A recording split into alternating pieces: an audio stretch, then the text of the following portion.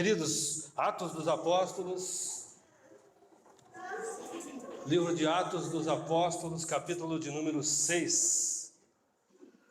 Eu estou lendo aqui a NVI, Atos 6.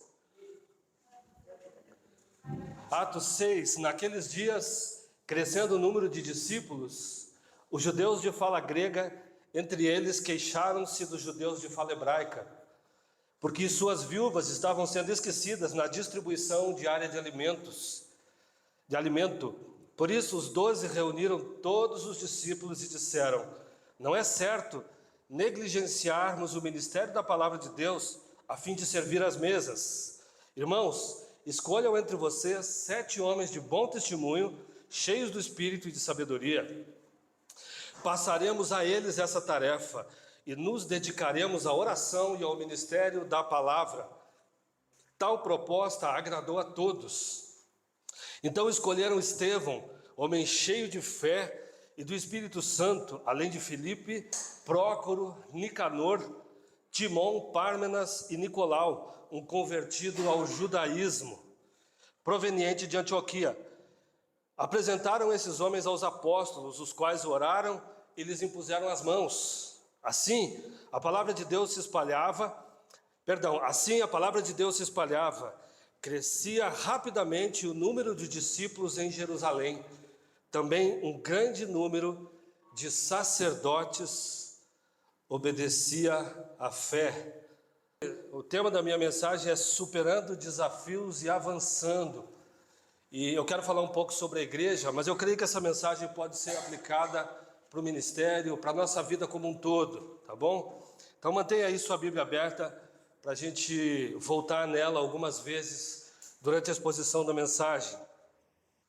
Eu quero, através desse texto de Atos aqui, destacar alguns princípios que são válidos, tanto para a gente aqui como comunidade de fé, como enquanto indivíduos aqui, como eu já disse, tá? Então fique bem atento. Eu creio que o Espírito Santo, apesar do instrumento imperfeito que está aqui, ele quer falar alguma coisa para o nosso coração.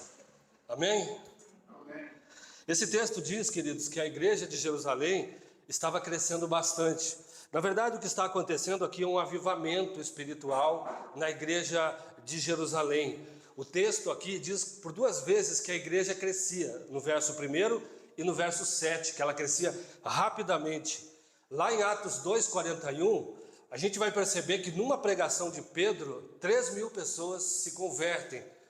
Então nós estamos aqui diante de um avivamento, diante de uma explosão de conversões e da ação do Espírito Santo. E nós percebemos também que além do crescimento numérico dessa igreja, essa igreja estava crescendo também em qualidade. Agora, como que a gente sabe que essa igreja estava crescendo em qualidade? Porque crescia o número de discípulos. A gente precisa prestar atenção nisso. Não crescia o número de evangélicos dentro da igreja, crescia o número de discípulos. Isso é um grande diferencial. Uma igreja que cresce em número de discípulos é uma igreja diferenciada. Se essa igreja aqui, a igreja Emuná, quiser crescer, esses 2 aspectos precisam ser considerados.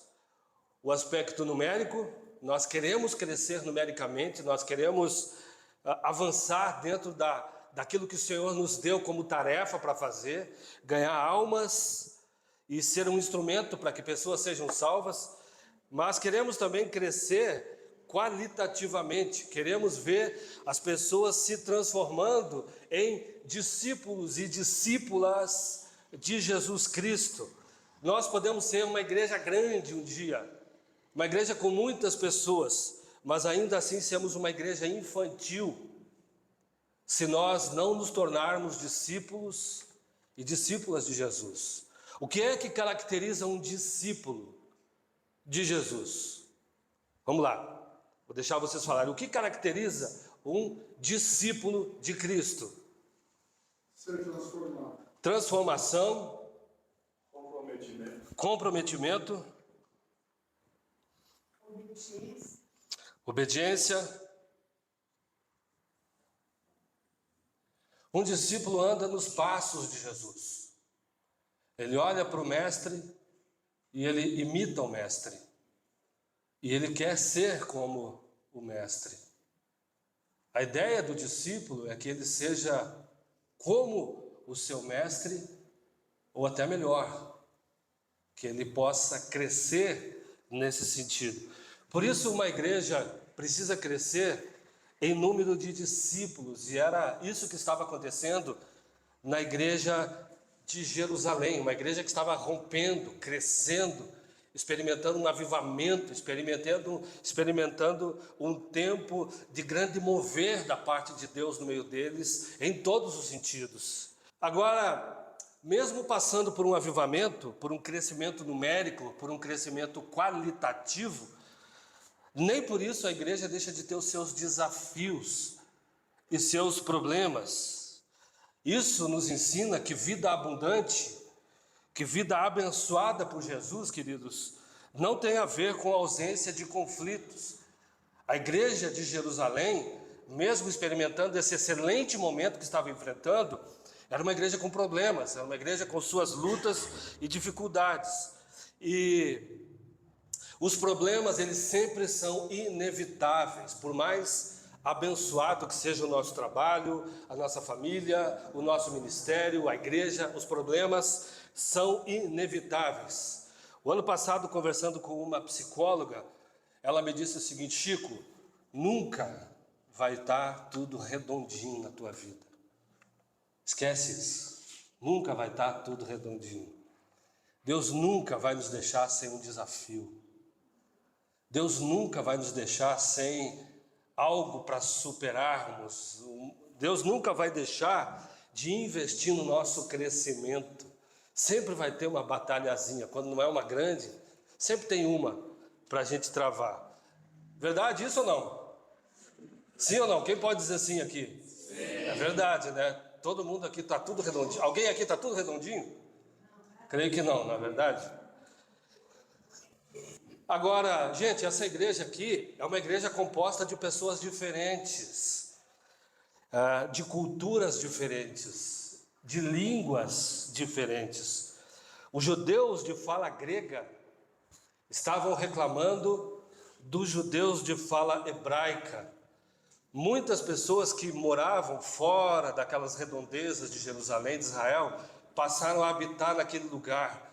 E a gente observa que haviam sinagogas de judeus de fala grega, onde as escrituras eram lidas no grego.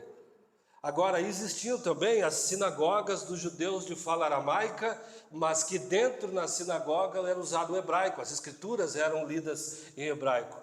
Então nós estamos percebendo, quando você lê lá no capítulo, nos primeiros capítulos de Atos, em que o Espírito Santo é derramado, você vai ver que existiam pessoas de várias nações ali, recebendo o Espírito Santo e sendo cheias da sua presença. Então, nós podemos dizer aqui que dentro de uma mesma igreja existiam duas comunidades diferentes. Uma comunidade de fala grega e uma comunidade de fala aramaica e hebraica. E aí começam os problemas. O texto diz que os judeus de fala grega começaram a reclamar dos judeus de fala hebraica por conta da distribuição de alimentos na igreja para as viúvas. Só que a palavra usada aqui para reclamar, algumas traduções falam murmurar, murmuravam os judeus de fala grega contra os judeus de fala hebraica. A palavra aqui é gogumazo, que tem a ver com um debate secreto. São aquelas reclamações que são veladas, que vão se ampliando no meio da igreja, no meio de uma comunidade, numa empresa. Aquelas reclamações secretas, aquelas murmurações secretas. Eles não foram apresentar uma demanda para os apóstolos. E quando os apóstolos chegaram, já estava aquela murmuração por trás dos bastidores. E eles ficaram sabendo, eles tomaram conhecimento então dessa situação. E qual é a atitude dos apóstolos aqui?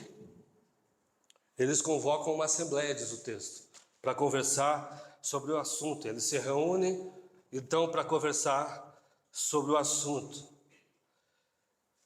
Nós que estamos aqui no meio da igreja, que já tivemos ministério, por exemplo, na Missão, na Jocum, nós que trabalhamos, por exemplo, pessoas que têm seu trabalho na sua empresa, vão observar, gente, que é muito natural que os descontentamentos comecem a surgir. Os descontentamentos, eles surgem no meio de uma igreja, as pessoas descontentes com a forma como a coisa está andando, no meio de uma agência missionária, no meio de uma empresa, numa família. Muitas vezes as reclamações começam a surgir e os descontentes, eles aparecem também. E às vezes até por questões justas. Isso não é problema, porque nós somos pessoas diferentes, pensamos de maneira diferente no meio de tantas situações. Agora, a grande diferença, gente, é a postura que nós temos diante das situações. É a postura que nós temos. Quando é uma postura de rebeldia, quando é uma postura de rebelião, quando é uma postura de murmuração, quando é uma postura do debate secreto, de falar às ocultas, de não tratar claramente com o assunto. Esse é o grande problema quando surge. Eu já comentei aqui que numa igreja lá em São Paulo, depois de uma pregação minha, isso foi em São Vicente, um senhor de idade me procurou dizendo que ele tinha o dom da crítica. Vocês lembram disso? Teve um senhor que me procurou, disse que tinha o dom da crítica. Ele falou: sou pastor, eu tenho o dom da crítica. E ele disse assim: ó, eu consigo ver tudo que está errado no meio da igreja. Ele disse bem assim. E eu falei com ele, na época eu não era muito polido. E eu disse para ele: meu irmão, isso é pecado. O senhor está em pecado e o senhor tem que se arrepender disso, porque esse dom não existe. Não existe dom da crítica na Bíblia, eu falei para ele. Agora, gente, como é que a gente lida com as dificuldades, com os conflitos, com as diferenças que surgem no meio da igreja, no meio do ministério, no dia a dia? A gente sabe que nem todas as pessoas, nem sempre a outra parte está disposta a dialogar. Nem sempre é possível o diálogo para resolver a questão. Mas esse é o caminho, é trazer a coisa à luz e resolver as coisas às claras. Agora, uma questão é a seguinte: que não seja eu ou você a parte que não está disposta a conversar e a negociar. Que não sejamos nós a parte que não quer conversa, que não quer negócio. Alguns irmãos, então, quando descontentes no meio da igreja, de um ministério, em vários lugares, eles começam a reclamar secretamente. Foi o que aconteceu aqui, tá? Alguns preferem ir embora da igreja, alguns preferem sair fora ou do lugar, do que encarar o problema e resolver. É muito mais fácil. As pessoas hoje trocam de igreja por conta disso. Não é porque não gostam do louvor, não é por conta de uma pregação, às vezes nem sempre é porque a igreja é fria ou porque é pentecostal demais. As pessoas saem das igrejas por causa de relacionamentos mal resolvidos, porque elas não têm maturidade emocional para sentar, para conversar com o irmão, para resolver problemas. É mais fácil não voltar mais na igreja do que encarar um pastor, do que resolver um problema. É muito mais fácil ir embora do que às vezes até mesmo reconhecer um pecado. Eu conversei com uma irmã uma vez que já estava há mais de 2 anos sem tomar a ceia. Por quê? Porque não conseguia resolver o problema com outra pessoa dentro da igreja. E as pessoas têm esse tipo de atitudes muitas vezes na igreja, em ministérios, em empresas. Eu disse aqui um dia que eu li numa matéria do G1, mas só que é uma matéria antiga, de 2014, mas lá falava que cerca de 85, 84% das pessoas que são demitidas das empresas, elas saem por conta de falta de maturidade emocional, pessoas que não sabem resolver conflitos.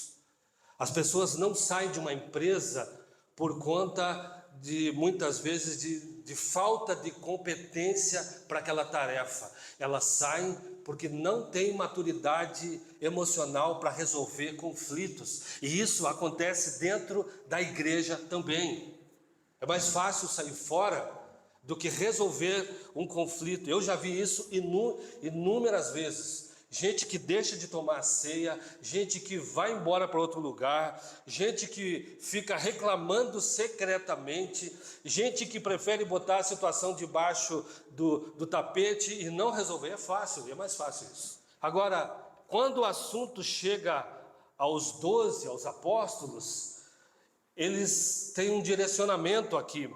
Eles convocam uma assembleia, como eu já disse, para debater a questão. E o que é que eles vão dizer? Não dá para abandonar a nossa tarefa simplesmente para atender essa demanda. Escolham homens cheios de boa reputação, cheios de sabedoria e do Espírito.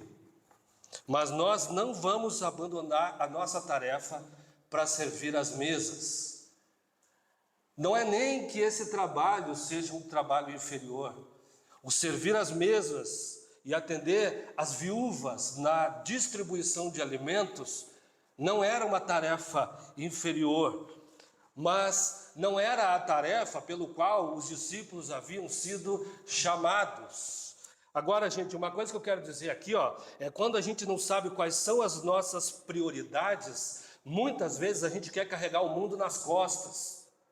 Quando nós não sabemos as nossas prioridades, a gente também não consegue aprender a dizer não. E a gente não pode carregar o mundo nas costas. A gente não pode dizer sim para tudo. A gente não pode, senão a gente se sobrecarrega. E aí a gente vai fazer aquilo que Deus não pediu para a gente fazer. Aí você vai se entupir de tarefas, ficar sobrecarregado, cansado com aquilo que nem sempre Deus está pedindo que você faça. E eles souberam dizer não, nós não vamos fazer essa tarefa. Por quê? Porque nós fomos chamados para a oração e para o ministério da palavra. Palavra aqui, gente, envolve desde o ensino, envolve a pregação, envolve a evangelização. A palavra aqui engloba vários aspectos. Os discípulos nos dão uma lição muito importante aqui. Preste bem atenção no que eu vou falar. Eles sabiam o que era mais importante para eles naquele momento. Eles sabiam o que era importante. Eles sabiam quais eram as prioridades deles. Eles tinham uma visão, eles tinham uma revelação da parte de Deus para ele. E a gente precisa aprender a andar debaixo da revelação que Deus nos deu. A gente precisa aprender a andar debaixo da visão, da palavra, do discernimento que Deus nos deu. Senão a gente vai querer carregar o mundo nas costas. Vai querer dizer sim para todo mundo. Muitas vezes para não desagradar o irmão. Você sabe para onde você está indo e onde você quer chegar? Se você não tiver uma visão clara daquilo que Deus te chamou para fazer, você vai querer botar o mundo nas costas e vai fazer coisas que Ele não pediu para você fazer. Nós precisamos ter muito claro, gente, quais são as nossas prioridades. Precisamos ter muito claro quais são as prioridades da nossa agenda hoje. Qual é a vontade de Deus para nós? Senão, a gente se sobrecarrega. Quem sabe aí você é o tipo de gente que quer carregar o mundo nas costas, não é? Quer agradar todo mundo, quer dizer sim para todo mundo, quer fazer tudo. E um sinal de maturidade emocional é aprender a dizer não. É aprender muitas vezes a colocar limites. Um dia eu tentei levar uma televisão para arrumar para um senhor que conserta a TV. E eu estava indo para aquele local lá perto. E perguntei se ele podia me receber. Ele falou: Luiz, não.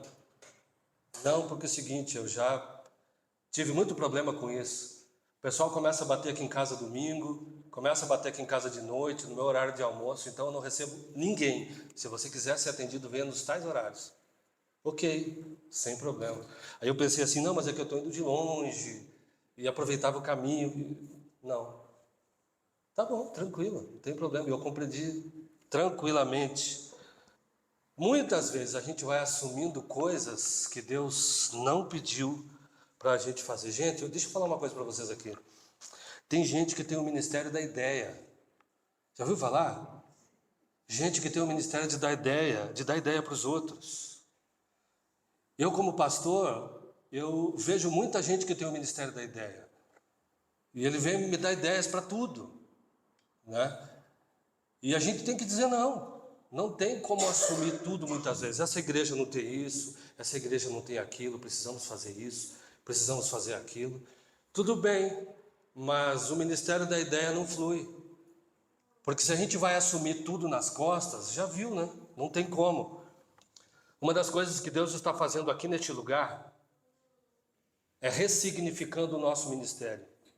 Eu tenho passado como pastor por um tempo, quem me conhece sabe, um tempo em que Deus está ressignificando a minha história, ressignificando o meu ministério, ressignificando essa igreja, porque essa igreja aqui é composta hoje de pessoas que já caminham comigo há algum tempo. Mas a gente precisa aprender a virar a chave e entender que Deus muitas vezes ressignifica a nossa vida e o nosso ministério, e Ele traz coisas novas, e Ele tira coisas velhas, e a gente tem que virar a chave, a gente tem que aprender a fechar ciclos e iniciar novos ciclos na vida da gente. Deixa eu te falar uma coisa aqui, bem sério. Se manter dentro de uma visão que Deus te deu é uma questão de sabedoria. Se manter dentro de uma visão, de um chamado, de uma proposta de Deus para a tua vida é uma questão de sabedoria. Os discípulos disseram assim: a nossa prioridade é a oração e a palavra. E a igreja de Jerusalém está vivendo esse momento bom que está vivendo, de explosão, de avivamento, porque exatamente porque eles estavam orando e pregando a palavra. Isso vale para a nossa vida. A gente precisa de prioridades, precisa de uma visão pessoal. Se a gente não tiver cuidado, a gente inverte as prioridades, e praticamente quase sempre nós invertemos, porque o que eu vejo menos é os crentes orando. É muito mais fácil tomar um monte de decisões, fazer um monte de coisas, do que parar para orar. Eles não estão falando que a prioridade é palavra e oração, é oração e palavra. E gente, o crente que não entendeu essa questão, ele fica batendo cabeça com um monte de coisas na vida dele, porque ele não tem vida de oração, porque ele não tem essa vida de comunhão, essa vida de ouvir Deus, essa vida de intercessão, de apresentar as suas necessidades a Deus. Quase sempre é muito mais fácil você recrutar pessoas para trabalhar do que para orar.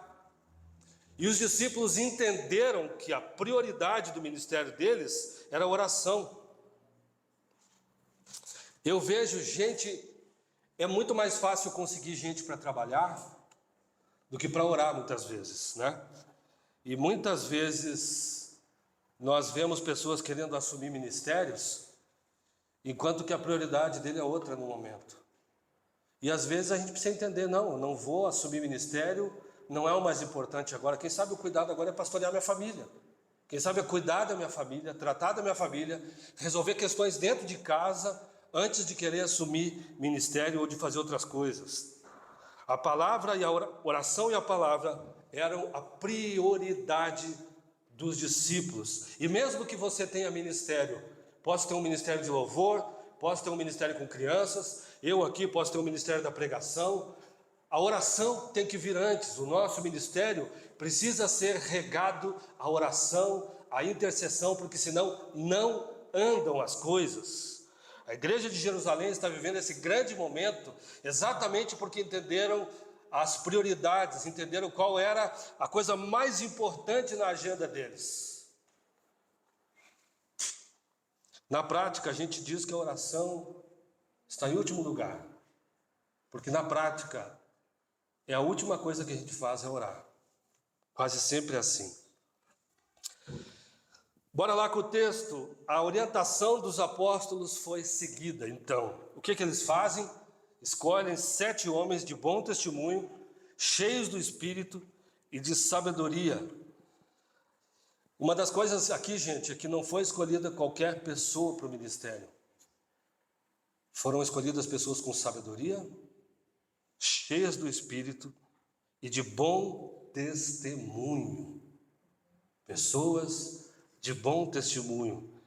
Esses homens foram escolhidos pela direção do Espírito Santo para atender uma demanda que estava surgindo dentro da comunidade, então. Deixa eu dizer uma coisa para vocês aqui, gente. Pessoas maduras, cheias do Espírito Santo e de sabedoria, onde quer que elas estejam, elas são parte da solução e não do problema. Pessoas que têm sabedoria, elas são pessoas que são parte da solução onde elas estão e não parte dos problemas.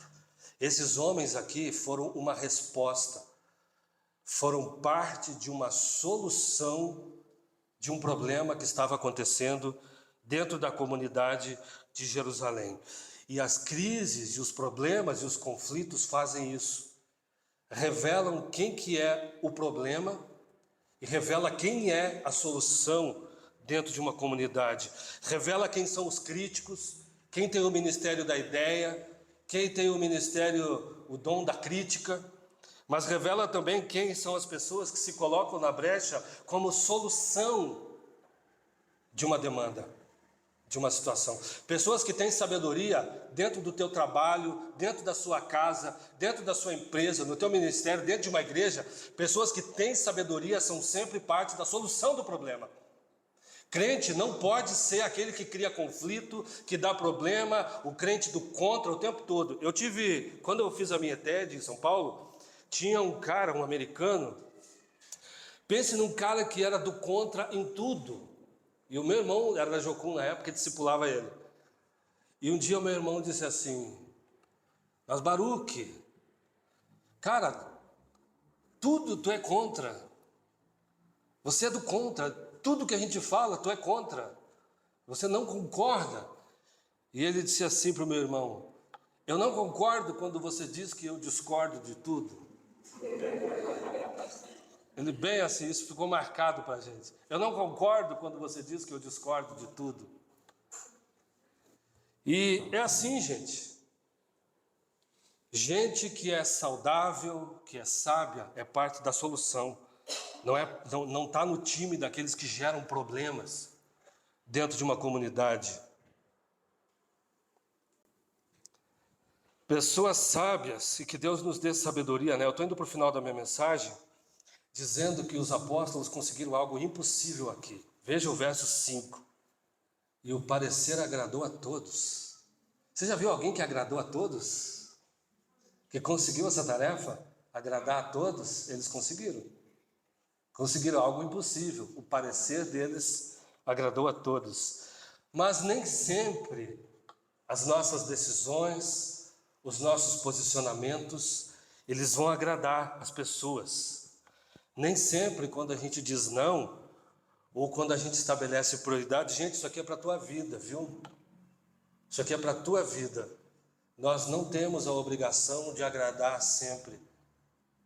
Nem sempre quando a gente apresenta as nossas decisões e as nossas prioridades, as pessoas vão se agradar disso. Mas elas vão ter que entender. A gente precisa aprender a se preservar e fazer aquilo apenas que Deus está pedindo que a gente faça. Agora, essa decisão deles e essa escolha deles, se os apóstolos tivessem assumido essa tarefa, eles se sobrecarregariam. Mas o fato de que eles escolheram 7 homens, deu, gente, oportunidade para que novos líderes surgissem. Para que outros obreiros surgissem no ministério.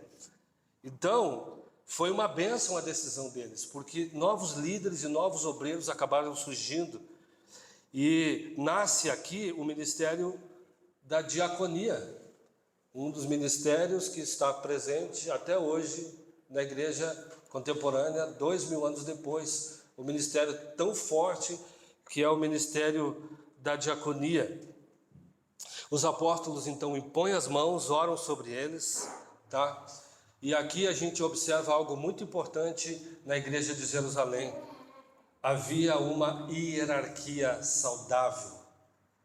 Impor as mãos e ordená-los ao ministério. Isso nos leva a entender que havia uma hierarquia saudável dentro da comunidade de Jerusalém. Uma coisa que eu quero te perguntar: você sabe se submeter a uma liderança? Eu nem estou falando dentro da igreja apenas, mas nos lugares em que você se encontra, você sabe se submeter às lideranças que estão neste lugar? Você não está pronto para liderar nada se você não sabe se submeter a uma liderança também. Se você não é humilde para reconhecer uma liderança, você pode até não concordar, gente. Eu e você temos todo o direito de não concordar com decisões. Agora, se a gente decide permanecer, a gente precisa ser parte da solução e não parte do problema dentro de uma comunidade. Da crise aqui nasceu uma oportunidade. Como eu disse, nasceu o Ministério da Diaconia.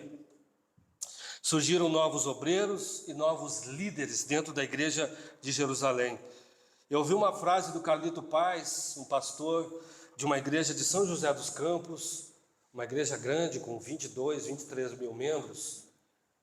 Ele disse um dia numa pregação dele que eu estava assistindo, pessoalmente, presencialmente, ele disse algo que eu gostei de ouvir. Ele disse assim: ninguém faz nada grande sozinho, e se fizer sozinho é porque não é grande. Ninguém faz nada grande sozinho, e se fizer sozinho é porque não é grande. O ministério da diaconia, gente, é o ministério do serviço.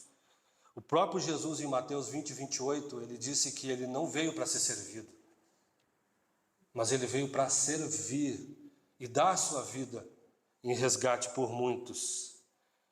Pensando nessa comunidade, pensando no ministério, pensando numa empresa, pensando na tua família, como que a gente pode sempre se envolver para fazer diferença e ser parte de solução nos lugares em que a gente está?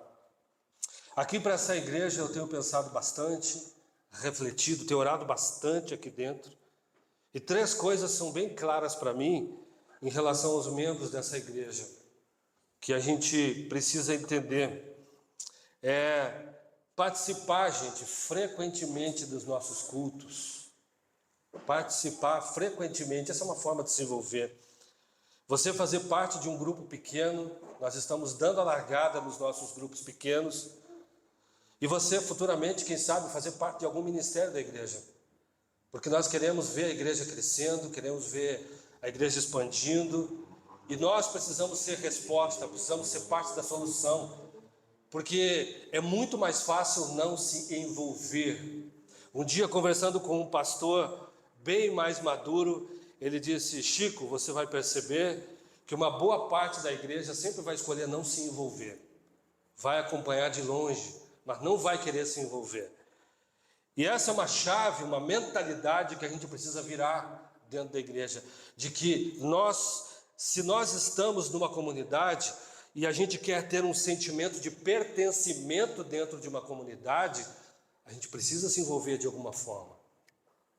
Senão a gente vai ser aquele membro de longe, que assiste tudo de longe e não faz parte de nada. Você quer fazer parte de uma igreja saudável que cresce? Amém. Amém? Então como que a gente pode se envolver para isso? Aliás, não é só na igreja. Se você quer ver a tua empresa, o teu ambiente de trabalho se desenvolvendo, como que você pode envolver pessoas e se envolver melhor nisso? Numa família, se você quer ver a tua família crescendo, expandindo, sendo saudável, qual é a parte? Porque não adianta ligar o piloto automático. Nós precisamos ser muitas vezes intencionais, no sentido de ver as coisas acontecerem. Eu quero terminar essa mensagem dizendo, gente, que tanto na nossa comunidade de fé, como individualmente, nós sempre vamos ter os nossos desafios. Nunca estará tudo redondinho, isso não existe. Esse negócio de uma comunidade em que está tudo redondinho, uma comunidade sem problemas, isso Não existe isso, não existe isso. Isso é utópico, tá? Então, esse texto nos mostra o desafio de crescermos de maneira saudável, numericamente e qualitativamente. Como é que a gente se envolve nisso? Nós um dia aqui vamos ter que gerar discipuladores, evangelistas, para que esse ministério possa fluir. O desafio de entender que a vida abundante e saudável não significa ausência de conflitos. O desafio de sermos parte da solução e não dos problemas dentro de uma comunidade. O desafio de entendermos as nossas prioridades. O que é que Deus pede de nós? O desafio de aprendermos a dizer não. O Valdeci já sabe disso, né, Valdeci? O Valdeci, a gente conversou algumas vezes. Quem conhece o Valdeci sabe do tamanho da generosidade do coração dele. Mas o Valdeci era um cara que dizia tudo sempre sim, né, Valdeci? Não sabia dizer não. E a gente teve algumas conversas sobre isso. E isso é muito saudável, gente. Isso é muito saudável. A gente diz, olha, não vai dar, não vou poder te atender, nesse momento não tenho como. E isso é muito melhor do que empenhar a tua palavra e não cumprir e depois não dar conta. Não sou Espírito Santo, não posso entrar no vale. Não tem como entrar em todos os lugares ao mesmo tempo, né? Gente, o desafio de nos mantermos em oração, o desafio de nos dispormos ao serviço. Gente, esse texto nos ensina tantas coisas. Nos dispomos ao serviço, de participarmos, de nos envolvermos. Ninguém faz nada grande sozinho.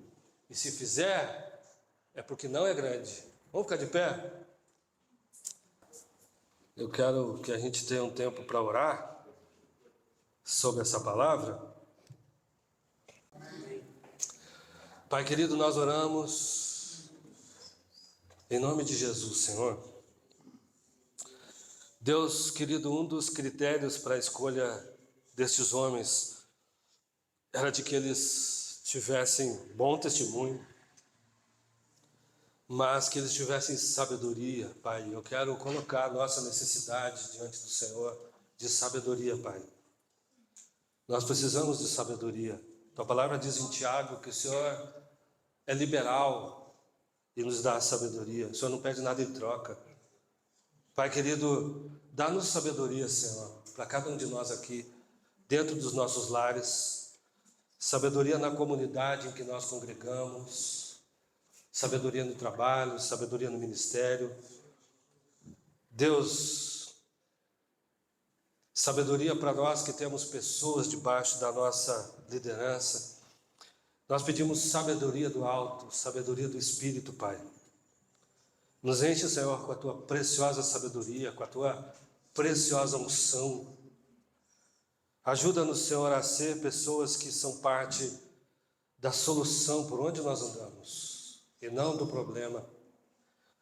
Ajuda-nos, Pai, a sermos pessoas que sabem onde quer chegar, que têm uma visão, que têm prioridades.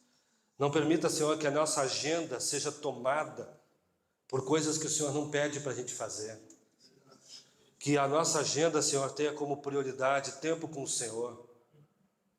Espírito Santo de Deus, eu oro pelo ruar, pelo vento do Senhor, soprando sobre a vida de cada um, dando sabedoria, dando unção, dando autoridade, discernimento para dizer não, sabedoria para dizer não, sabedoria para não termos a necessidade de ter que agradar a todos.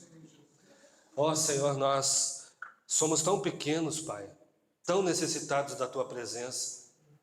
Eu oro por esta comunidade, Senhor, eu peço pelo crescimento dela.